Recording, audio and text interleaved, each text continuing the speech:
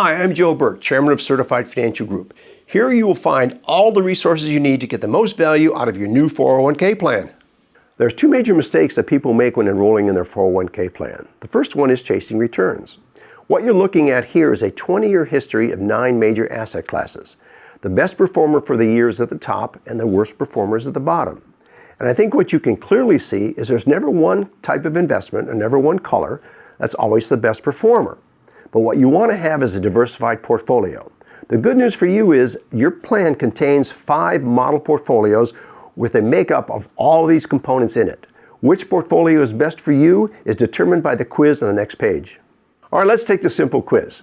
Number 1, to obtain an above average return on your investments, are you willing to accept above average risk of investment loss? Circle 9 if you strongly agree, circle 1 if you strongly disagree, or something in between. Now remember, there's no right or wrong. So the answer that comes to your gut first is usually the right answer. Number 2, staying ahead of inflation is more important to you than losing money in any one year. Strongly agree, strongly disagree, or something in between.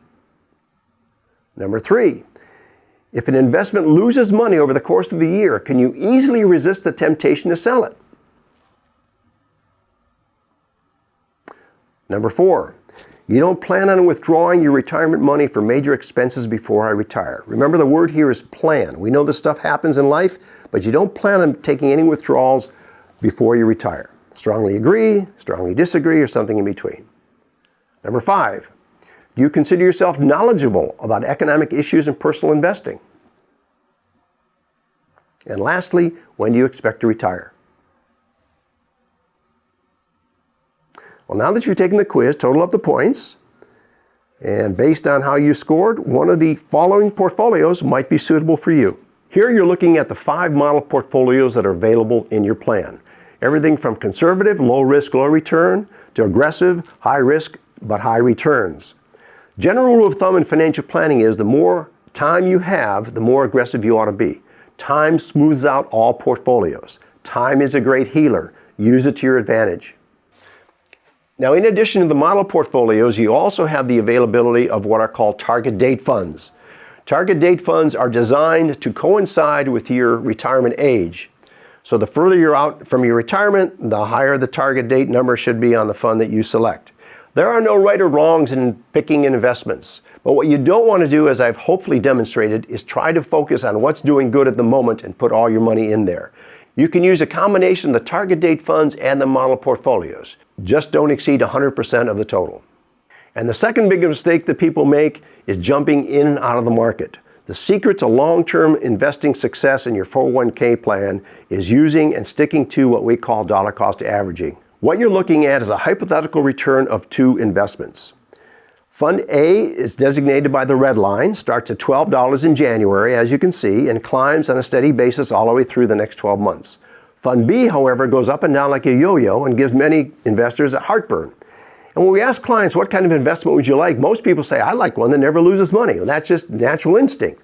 But let me show you why when the markets go down and you're continuing to contribute to your 401k plan, it's really good news. So follow along here. We're going to start in January with Fund A and Fund B both starting out at $12 a share. And we're going to put $100 per month in each of these investments. At $100 per month at $12 a share, you'll buy 8.3 shares in each of the investments in January. So what happens in February? As you can see, Fund A, the one that everybody likes, goes up in price. However, you're still putting in the same $100, but you're only going to buy 8 shares. Fund B, however, has dropped down to $8 a share, and you can see what happens. You've now bought 12.5 shares because it's cheaper.